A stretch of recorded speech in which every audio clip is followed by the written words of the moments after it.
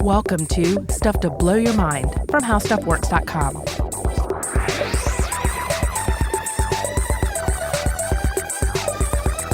Hey, welcome to Stuff to Blow Your Mind. My name is Robert Lamb. And I'm Joe McCormick, and we're back with part 2 of our discussion of whether stories are bad for us.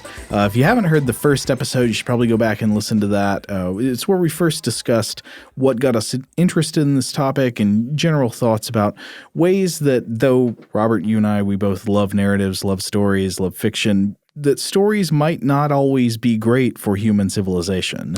Yeah, it's a weird thing to think about. But then again, like part of it is because I look back, especially on certain times in my life where like I prized narrative above anything that was happening in real life, you know? Like a great book was an escape. A fictional book. Yeah, great fictional book was an escape. Though a great nonfiction book can also be a tremendous escape too. But I specifically remember escaping into various novels. And there was something so comforting about that. Mm-hmm. But then there's something similar occurring when we have these negative examples of people escaping into narrative, though it might not be the pure alternate narrative of, say, life on another planet or in an imagined age, but just a different version of reality in which things are simplified and made more story-shaped, mm-hmm. with more with clearer villains and heroes and some sort of eventual comeuppance and redemption. So we should brief recap. In the last episode, we talked about this idea that maybe stories aren't so great for us, that we were inspired to talk about this because I read an interview with a Duke University professor and philosopher of science named Alex Rosenberg, who's written a book about how number one, about how we're wired to prefer stories over other types of receiving information,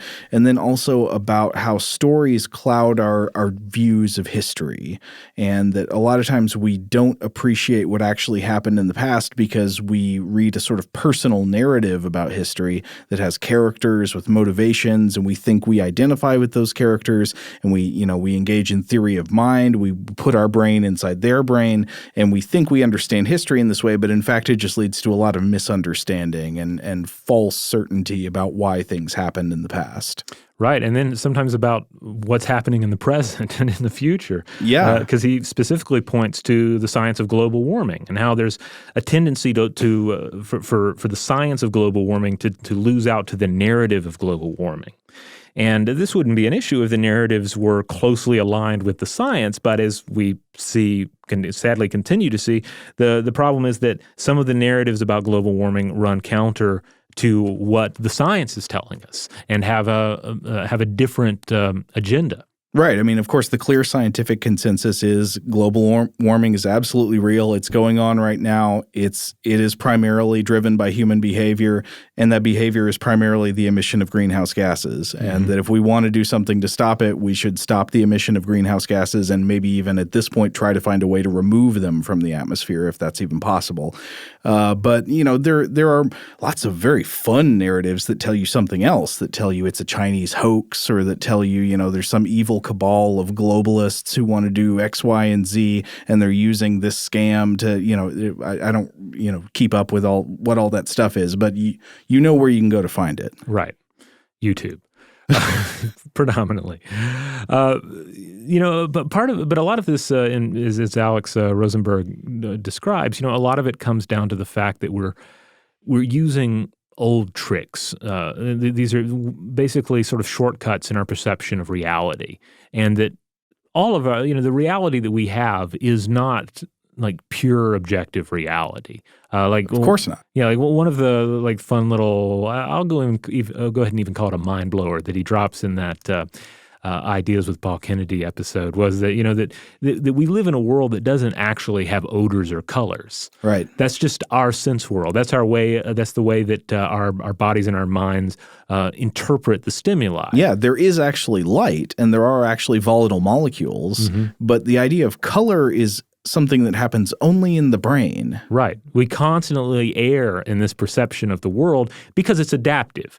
It's certainly not maladaptive. But you can see how it stands in the way of a proper understanding of objective reality if it mattered. Like if some fantastic scenario presented itself. Say there was an alien invasion. That's generally a good one to go for. Oh, yeah. And the key to defeating the aliens was a perception of reality that did not rely on an understanding of reality in which odors and colors exist. We're doomed. Yeah, we would be doomed because we have this built-in handicap that has never been maladaptive up until now. And so one of the things he's arguing is that storytelling was adaptive early on, but then is perhaps increasingly maladaptive as civilization becomes more complicated. Oh, yeah. I mean, this is one of the clear things that we've discovered through, the recent decades of psychology and neuroscience focusing on bias and misperception. That's been a key to what we've learned about the brain in the past few decades is that we have just all kinds of ways of getting reality wrong. Right. And a lot of this is based on heuristics, simple, quick, fast, dirty rules that the mind uses to try to come up with an answer without doing too much work. And in fact, you can more often get a more accurate answer by using a slow, laborious, mechanical process of figuring out what's true.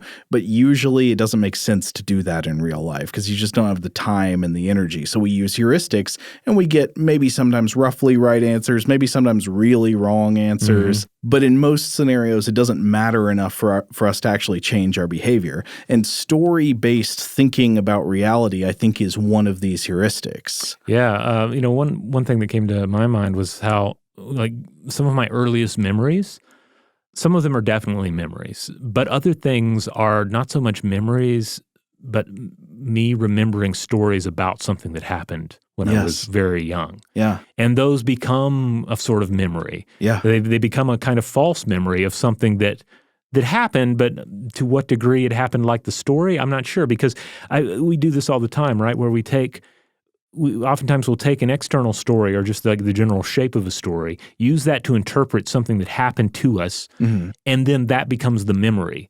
We are remembering the story that we came up with about the thing that happened as opposed to anything like a purely objective understanding of what occurred. Right. And so a classic example of this that I was just thinking about is when you sort events into a structure of rising tension.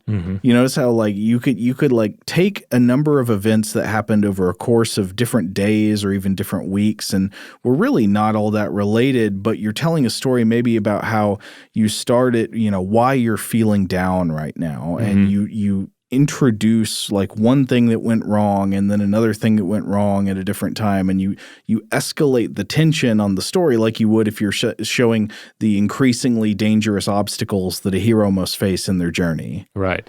Sometimes the things that we pick out to put into that story to be like the set pieces of the story might not be the real causes and effects of what we're trying to explain with the story, why you're actually feeling down now. You don't necessarily know why you're feeling down now. Yeah, there are a number of reasons that we've discussed on the show that are not related to so much to something going on in the mind, but something going on, say, with your gut bacteria, et cetera. And of course, we've also discussed on the show how even an outright lie can impact how we think about something.